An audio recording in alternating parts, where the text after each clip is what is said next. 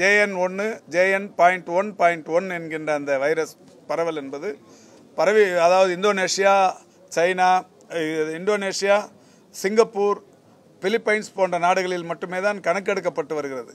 மற்ற நாடுகளில் இப்போ அதை கணக்கெடுக்கிறதே விட்டுட்டாங்க. ஏன்னா அதோட பாதிப்பு ஒரு மிதமான அளவில் இருந்து கொண்டிருப்பதால் அதை கணக்கெடுக்கும் பணியினை நிறுத்தி கொண்டிருக்கிறார்கள். என்றாலும் நாம் இப்போ இந்திய அளவில் கணக்கெடுக்கிறோம், அதற்கு கண்காணித்து கொண்டிருக்கிறோம். கணக்கெடுக்கும் பணியும் கண்காணிக்கிற பணியும் நடைபெறுகிறது. எங்கேயாவது கிளஸ்டர் இருந்துச்சுன்னா அங்கிருந்து சாம்பிள்ஸ் எடுத்து RT-PCR பரிசோதனைகள் செய்யப்பட்டு வருகிறது. இதுவரைக்கும் அந்த பாதிப்பு என்பது கிளஸ்டராக இல்லை. எங்கேயும் ஒரே குடும்பத்தில் 2-3 பேருக்கான பாதிப்பு, ஒரே தெருவில் ஒரு 10-15 பேருக்கான பாதிப்பு என்கின்ற வகையில் கொரோனா வந்தப்போ, டெல்டா வந்தப்போ, ஒமிக்ரான் வந்தப்போ அப்போ இருந்த பாதிப்பு இதில் இல்லை. அதனால் பாதிப்பு இல்லாத நிலையில் இந்த கண்காணிப்பு என்பது தீவிரமாக இருந்து கொண்டிருக்கிறது. இப்போது கடந்த வாரம் அனுப்பப்பட்ட மாதிரிகளில் 26 மாதிரிகள் அனுப்பினோம். அதில் 22 மாதிரிகள் JN1ங்கிற மாதிரி இருந்தது. மீதி ஒரு 4 WFF, அந்த வேறு ஒரு உருமாற்றமான ஒரு கொரோனா. இதனால் எதுவுமே இன்றைக்கி பயப்பட வேண்டிய அந்த சூழல் என்பது இல்லை. எனவே தமிழகத்தில் தொடர்ந்து கண்காணித்து கொண்டிருக்கிறோம். கிளஸ்டர் ஏரியாவில் சாம்பிள்ஸ் எடுத்து RT-PCR பரிசோதனை பண்ணுறதுக்கும் உத்தரவிடப்பட்டிருக்கிறது. எந்த வகையிலும் பதட்டம் இல்லாத சூழல் நிலவுகிறது. சமீப காலமாக சின்ன குழந்தைகளுக்கு 12 வயசு படிக்கக்கூடிய பெண்களுக்குலாம் குழந்தைகளுக்குலாம் மாரடைப்பு வருது. இந்த கொரோனா தடுப்பூசிக்கு இந்த மாரடைப்புக்கும் தொடர்பு இல்லை.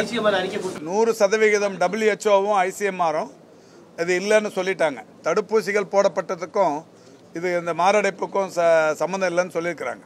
ஆனாலும் இருதயவியல் நிபுணர்கள் என்ன சொல்கிறாங்கன்னா, அந்த 3 வருஷம் இருந்த அந்த ஒரு ஸ்ட்ரெஸ்ஸு, அதில் ஏற்பட்ட பாதிப்பு இதுக்கு காரணமாக இருக்கலாம் அப்படின்னு சொல்கிறாங்க. அந்த 3 வருஷம் நீங்கள் பார்த்தீங்கன்னா 2019லிருந்து 2022 வரைக்கும் உலகம் முழுக்கமே இந்த ஸ்ட்ரெஸ் பரவுச்சு. மன அழுத்தம், மன உளைச்சல், எல்லாருக்குமா பாதிப்பு. ஒவ்வொரு குடும்பத்திலையும் ஒரு உயிர் பாதித்தது.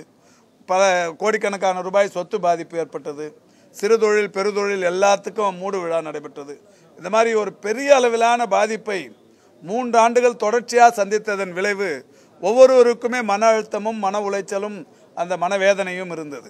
அதுவுமே இதுக்கு காரணமாக இருக்கலாம்னு சொல்லி மருத்துவ வல்லுநர்கள் சொல்கிறாங்க. இருந்தாலும் கூட நாமளே ஒரு வருஷத்துக்கு முன்னாடி கோவையில் இந்த இருதயவியல் நிபுணர்களை கொண்டு ஒரு கூட்டத்தை நடத்தி இதுக்கான ஆராய்ச்சிகளை மேற்கொள்ள சொல்லியிருக்கிறோம். நம்ம சொன்னதுக்கு அப்புறம் தான் WHO-வும் சொன்னாங்க, இது ஆராய்ச்சிகள் மேற்கொள்ளணும், இந்த மாரடைப்புகள் எதனால் வருதுங்கிறத ஆராய்ச்சி பண்ணணும்னு அவங்களும் சொன்னாங்க. அதை தொடர்ந்து நம்ம ஒன்றிய அரசின் நல்வாழ்வுத்துறை அமைச்சர் மன்சுக் மாண்டவியா அவர்களும் இதே கருத்தை தெரிவித்திருக்கிறார்கள். இந்த வகையில் ஆராய்ச்சிகள் பரவகையாக நடைபெற்று கொண்டிருக்கிறது. இதனால்தான் நாம் கூட, நானும் நம்முடைய துறையின் செயலாளர், உங்களுக்கு தெரியும், 2-3 கூட்டம் ஏற்கனவே நடத்தி ஒரு இன்டர்நேஷ்னல் கான்ஃபரன்ஸ் ஒன்று நடத்த போகிறோம். எதிர்காலத்தில் இருக்கிற இந்த நோய் பாதிப்புகளை கண்டறிவது, அதற்கு தீர்வு காண்பதற்கு ஒரு அகில உலக மருத்துவ மாநாடு ஒன்று நடத்தவிருக்கிறோம்.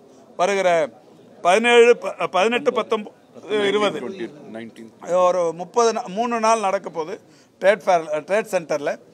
இதில் பல்வேறு நாடுகளிலிருந்து பல துறைகளில் சிறந்து விளங்குகிற மருத்துவ விற்பனர்கள் பங்கேற்று அவர்களுடைய ஆராய்ச்சிகளை அங்கே பதிவு செய்யவிருக்கிறார்கள். ஒரு பெரிய அளவில் இதுவரை இந்தியாவில் வேறு எந்த மாநிலத்திலும் இந்த மாதிரியான ஒரு முயற்சி மேற்கொண்டதில்லை. முதல் தடவையாக அதை பண்ண போகிறோம். இது மாதிரி தொடர்ச்சியாக தமிழ்நாடு இந்த எதிர்காலத்தில் நாம் சந்திக்கவிருக்கிற அந்த நோய் தன்மைகள், இப்போ இருக்கிற இந்த ஒரு அபரிதவ சூழல், இதுக்கெல்லாம் தீர்வு என்கின்ற வகையில் பல முயற்சிகளை மேற்கொண்டு வருகிறோம். எய்ம்ஸ் மருத்துவமனை ஜனவரி 2ஆம் தேதி முதல் கட்டுமான பணி துவங்க மத்திய அமைச்சர் நேற்று ஒரு வாரத்துக்கு முன்னாடி பேசியிருக்காங்க. அதுக்கான வாய்ப்பு இருக்குதா, துவங்குதா? இல்லை, இப்போ அந்த டெண்டர் ப்ராசஸ்லாம் போயின்னு இருக்குது. இப்போ தான் அந்த ஒரு 5 வருஷத்துக்கு அப்புறம் இப்போ அந்த அடிப்படை பணிகளை தொடங்கி இருக்கிறார்கள். இன்னொன்று, மார்ச் மாதம் தேர்தலும் வரப்போகுது. அதுக்காக இந்த முன்கூட்டியே இந்த அறிவிப்புகளும் வருதுங்கிறத நம்ம மனசில் வச்சுக்கணும்.